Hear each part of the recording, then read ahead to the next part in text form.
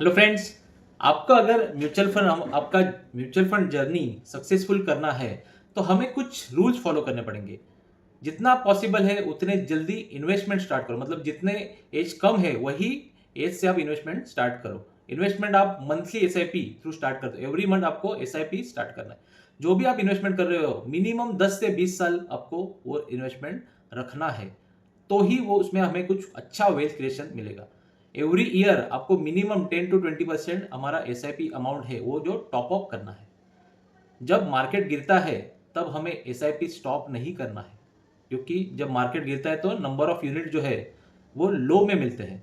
तो हमें number of units पे फोकस करना है। जब भी मार्केट नीचे गिरता है तब हमें जो हमारा पोर्टफोलियो है म्यूचुअल फंड का वो डाइवर्सिफाई करना है। एक ही सेगमेंट में नहीं सब इन्वेस्टमेंट करना है। इक्विटी, डेब्ट, इंटरनेशनल फंड, इस तरह से हम हमारा म्यूचुअल फंड का पोर्टफोलियो डाइवर्सिफाई करेंगे। मार्केट जब नीचे आएगा तब हम इन्वेस्टमेंट करेंगे। तो मार्केट को टाइम नहीं करना है, मार्केट अपने हिसाब से चलेगा, लेकिन हमें डिसिप्लिन में every year monthly SIP start रखना है। जो भी हम इन्वेस्टमेंट करेंगे वो गोल बेस होना चाहिए। सिर्फ ऐसे नहीं कि किया मतलब किया, ऐसे नहीं। जो भी इन्वेस्टमेंट करेंगे उसमें हमें कुछ गोल अचीव करने के लिए करना है। एवरी ईयरली हम हमारे म्यूचुअल फंड का रिव्यू भी करेंगे। ये जो मार्केट फॉल होता है उसमें हमें ना विड्रॉल करना है ना रिडम्पशन करना है। हमें पेशेंसली ये सब कुछ कंसिस्टेंसी 10 से 20 साल रखना है।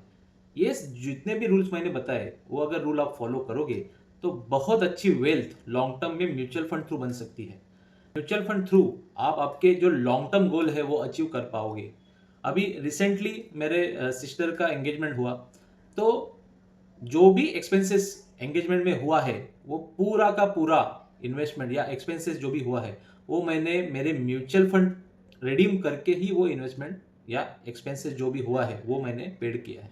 तो आप भी आपका जितने भी लॉन्ग टर्म गोल है वो आप आपके म्यूचुअल फंड थ्रू अचीव कर सकते हो।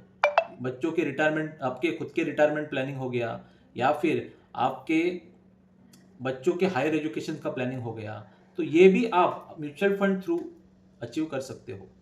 मैंने मेरे जितने भी गोल है ये म्यूचुअल फंड थ्रू ही अचीव कर रहा हूँ और इन फ्यूचर में करने वाला हूँ। बच्चों के एजुकेशन का जो गोल है तो मैंने मेरे बच्चे के नाम से एसआईपी भी अभी से स्टार्ट कर दिया है।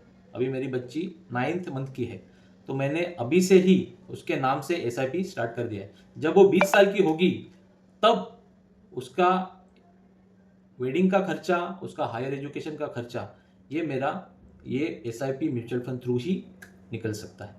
तो लॉन्ग टर्म सोचो, वेल्थ क्रिएशन म्यूचुअल फंड में भी होता है। आपके गोल भी अचीव होंगे, लेकिन आपको पेशेंस रखना पड़ेगा। ऐसे नहीं है कि 1 साल या 2 साल मार्केट नहीं चला है इसलिए मैंने रिडम्पशन कर लिया। तो ये 2 साल मार्केट नहीं चला है तो ये हमें अपॉर्चुनिटी है कि नंबर ऑफ यूनिट्स है ये हमारे ज़्यादा जमा हुए हैं, और वही नंबर ऑफ यूनिट्स जब मार्केट चलेगा तब हमें उससे ज़्यादा रिटर्न देंगे। तो वेल्थ क्रिएशन जो है वो 1 साल 2 साल नहीं होता है, लॉन्ग टर्म जर्नी है वेल्थ क्रिएशन का। तो आपको लॉन्ग टर्म के लिए ही रखना पड़ेगा। म्यूचुअल फंड में आप इन्वेस्टमेंट कर रहे हो तो एसआईपी थ्रू या फिर लमसम थ्रू। धन्यवाद।